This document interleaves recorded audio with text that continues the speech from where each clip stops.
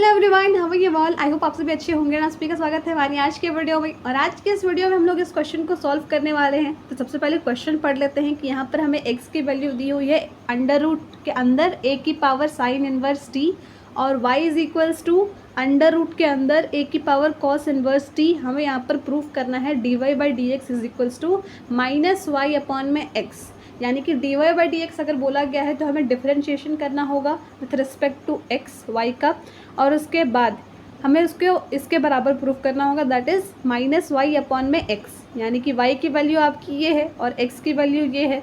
तो हमें कुछ ऐसा करना होगा, डिफरेंशिएशन इस तरीके से सिंप्लीफाई करना होगा कि हमारे पास जो हमारा आंसर आए वो इस वैल्यू का नेगेटिव हो और अपॉन में ये एग्जैक्ट वैल्यू आ जाए। सबसे पहले हम इन दोनों वैल्यूज़ को थोड़ा और सिंप्लीफाई करके लिख देते हैं। अभी ये अंडर रूट के अंदर है तो दिखने में थोड़ा सा डिफिकल्ट लग रहा है, बट इसको थोड़ा और सिंप्लीफाई कर देते हैं। तो अंडर रूट जब हटता है तो पावर क्या हो जाती है 1/2। तो a की पावर तो पहले से साइन इनवर्स t है, उसमें आप मल्टीप्लाई करेंगे 1/2 तो a की पावर क्या हो जाएगी, a की power sine inverse t upon में 2। अब सेम यहाँ पर हम लोग y के साथ भी करेंगे। नॉर्मली क्या इसकी पावर है, a की पावर कॉस इनवर्स 2t, और अंडर रूट हटेगा तो इस पूरे की पावर आ जाएगी 1/2। तो कॉस इनवर्स t से मल्टीप्लाई होगा 1/2, तो आपका फाइनल पावर बन जाएगा कॉस इनवर्स t अपॉन में 2। तो हमने कुछ इस तरीके से पहले इनके पावर्स को सिंप्लीफाई कर दिया। अब उसके बाद इंडिविजुअली इनको डिफरेंशिएट करेंगे किसके रिस्पेक्ट में। यहाँ पर आप दोनों टर्म में देखो तो एक चीज़ कॉमन आ रही है कि x में हमारा जो भी टर्म है यहाँ पर a आपका कांस्टेंट हो जाता है और यहाँ पर t आ रहा है। y में भी सेम, यहाँ पर a कांस्टेंट है और यहाँ पर t आ जा रहा है। तो इन दोनों को हम लोग सबसे पहले इंडिविजुअली डिफरेंशिएट करेंगे, x को विथ रिस्पेक्ट टू t, फिर y को विथ रिस्पेक्ट टू t, उसके बाद दोनों को डिवाइड कर देंगे तो हमारे पास dy बाई डी एक्स आ जाएगा। तो सबसे पहले यहाँ पर dx बाई dt करते हैं, यानी इस टर्म को t के रिस्पेक्ट में डिफरेंशिएट करते हैं। तो यहाँ पर एक फॉर्मूला आपको याद रखने की ज़रूरत है, और वो ये है कि जब भी कांस्टेंट का पावर कोई वेरिएबल हो, हमने लास्ट वीडियो में जितने भी क्वेश्चंस किए हैं उसमें क्या था कि वेरिएबल का पावर वेरिएबल था तो हम लोग दोनों साइड्स लॉग ले रहे थे। लेकिन यहाँ पर ऐसा तो नहीं है, यहाँ पर आपका ये a की पावर साइन इनवर्स t/2 है, तो a आपका कोई वेरिएबल नहीं है। a यहाँ पर हम कांस्टेंट कंसिडर कर रहे हैं, कांस्टेंट यानी कि कोई भी न्यूमेरिक वैल्यू। तो इसलिए हम लोग यहाँ पर ऐसा बोलेंगे कि ये आपकी कांस्टेंट की पावर है एक वेरिएबल। तो ऐसा जब भी केस रहे तो हमें क्या करना है, उसके लिए एक फॉर्मूला फॉलो करना है कि सबसे पहले आपको वो टर्म को एज इट इज़ लिखना है, फिर उसके बाद मल्टीप्लाई में लॉग इनटू में दैट टर्म का कांस्टेंट वैल्यू। यहाँ पर कोई एक नंबर भी हो सकता है, ज़रूरी नहीं है कि हर केस में आपको यहाँ पर a दिया हो। या इस क्वेश्चन की पहचान और भी सिंपल हो सकती है इस तरीके से कि जब भी आपको ऐसा क्वेश्चन आए यहाँ पर कोई नंबर, जैसे 3 की पावर साइन इनवर्स t/2 या 4 की पावर साइन इनवर्स t/2, तो उस केस में हम लोग पहचान लेंगे कि ये क्वेश्चन आपका कांस्टेंट की पावर वेरिएबल है। तो सबसे पहले उस टर्म को एज इट इज़ लिखेंगे, फिर लॉग इनटू में दैट कांस्टेंट टर्म की वैल्यू इनटू में आपका जो भी पावर है उसका डिफरेंशिएशन। तो पावर क्या है, साइन इनवर्स t। तो साइन इनवर्स t का डिफरेंशिएशन वैल्यू क्या होता है, ये हमने एक वीडियो में सीखा था याद करने के लिए, कि वो होता है 1 अपॉन अंडर रूट में 1 माइनस जो भी वहाँ पर वेरिएबल टर्म होगा उसका स्क्वायर। तो यहाँ पर t है तो 1 माइनस टी का स्क्वायर। उसके बाद यहाँ पर क्या था, पूरा आपका पावर साइन इनवर्स t/2।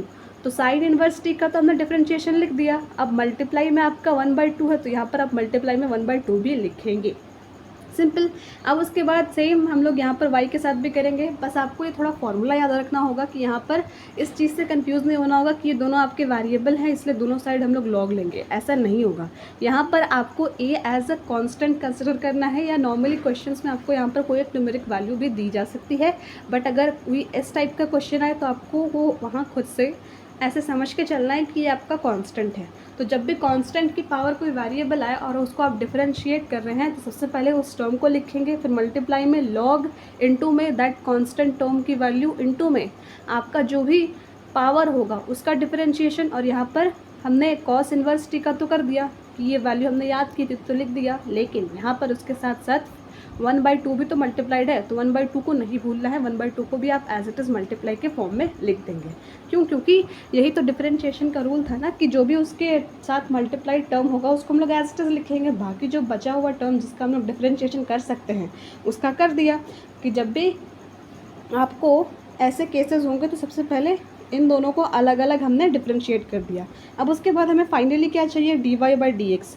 तो हमें इन दोनों से क्या चाहिए, d y by d x. तो क्या हटाना होगा, डी टी। कैसे हटेगा, सिंपली डिवाइड कर देंगे तो यहाँ पर डी टी कैंसिल आउट हो जाएगा और हमें मिल जाएगा अपना d y by d x. तो अब हमारे पास ये जो दो टर्म्स आए हैं y अपॉन में इसको डिवाइड कर देंगे, तो इसको डिवाइड के फॉर्म में लिख दिया। क्यों, क्योंकि हमें d y by d x चाहिए। अब यहाँ पर तो सारी चीज़ें मल्टीप्लाइड में है तो आसानी से काटी जा सकती हैं, यानी कट की जा सकती हैं। तो यहाँ पर इसको आप कैंसिल आउट कर सकते हैं, log a को log a से कैंसिल आउट कर सकते हैं। क्यों, क्योंकि वैल्यू तो सेम है ना। यस। अब उसके बाद यहाँ पर आपको याद रखना होगा कि ये माइनस साइन बचा हुआ है और ये आपका a की power cos inverse t by 2 है। यहाँ नीचे डिवाइड में a की power sine inverse t by 2 है।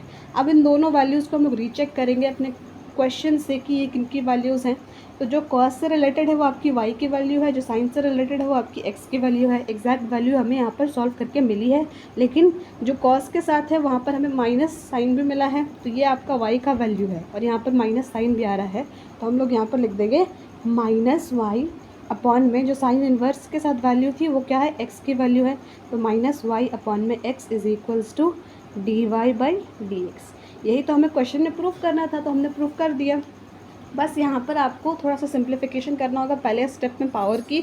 उसके बाद आपको ये फॉर्मूला याद रखना होगा कि जब भी कांस्टेंट की पावर कोई वेरिएबल होगा तो आपको सबसे पहले उस टर्म को एज इट इज़ लिखना है, फिर लॉग से मल्टीप्लाई कराना है उस कांस्टेंट टर्म को, फिर उसके बाद पावर का डिफरेंशिएशन करना है।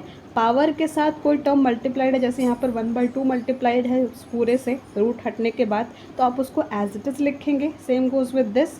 उसके बाद हमें चाहिए क्या, ऊपर y चाहिए, तो हमें यहाँ पर d y by d t को डिवाइड कर देना होगा d x by d t से। तो हमारे पास d y by d x आ जाएगा।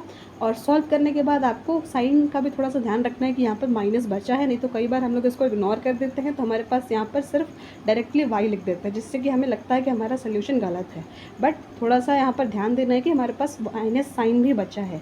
तो minus y upon x is equals to d y by d x, यही हमें क्वेश्चन में प्रूव करना था और ये काफ़ी इंपॉर्टेंट क्वेश्चन भी है। तो आई होप आपको आज का वीडियो अच्छा लगा होगा। And this was all about this video and thank you so much for watching.